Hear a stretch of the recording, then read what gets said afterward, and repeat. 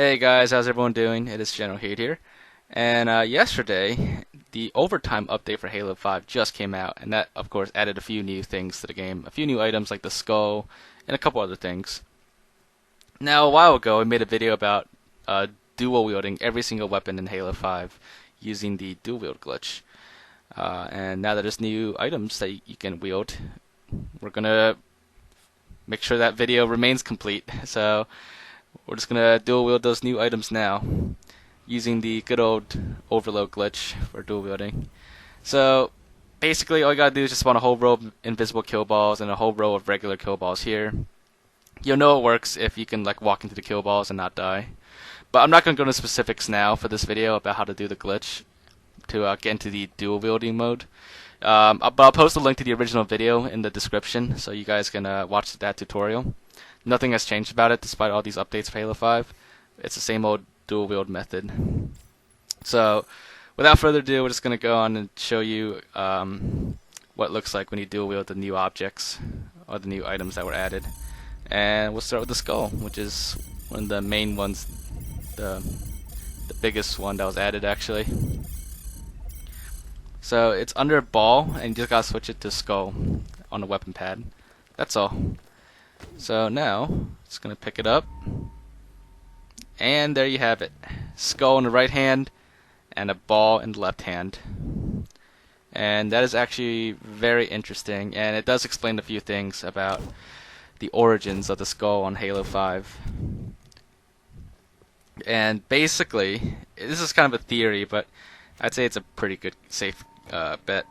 But the skull is basically just a reskinned ball, because it's in the same category as ball, and you know, it's same behavior as the ball and everything. Even like the griff ball game type, you could change it to the skull now without having to change the game type or anything. So I'm pretty sure that the skull is just a reskinned ball, meaning it wasn't too difficult to make the skull. But I'll get into more details about that later. But I've learned a few things about the dual wield glitch since we first did it. But the other new thing added was the Relic energy sword. It is basically just the standard default energy sword, but without the speed boost. That's all. And as you can see, when I pick it up and dual wield it, same effect. Whatever sword I pick up in the right hand, and in the left hand, a Prophet's Bane. And that's also very interesting. In the past, I couldn't quite explain why it's a Prophet's Bane in the left hand, but now that the skull came out and has the same effect, basically, where in the left hand it's something else, I think I understand now why the energy sword, when it's dual wielded, has a Prophet's Bane in the left hand. But I'll get that in a second. Let me show you all the other new things first in the overtime update. How you see most other YouTubers, they just show you the stuff and what they look like. I'm not just showing you the stuff, I'm also showing you all the new stuff dual wielded. So yeah, step up from everyone else out there. In your face, every other YouTuber that just shows off the new stuff. But anyways, as you can see, the when you dual wield the ball, it's identical in the left hand. And that basically suggests that with the dual wield glitch, when you dual wield something in Halo 5, it duplicates. In the left hand, it's the same as the default weapon, as the original weapon. Because if you pick up any like rec weapons or any like rec variants with different skins or whatever, in your left hand it will always be the original version of that weapon.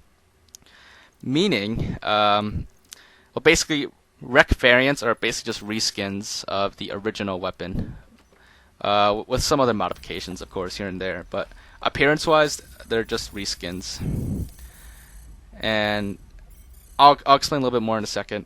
But the other new thing that was added that I actually didn't know until I was in the middle of filming this video is the Gunfighter Flag.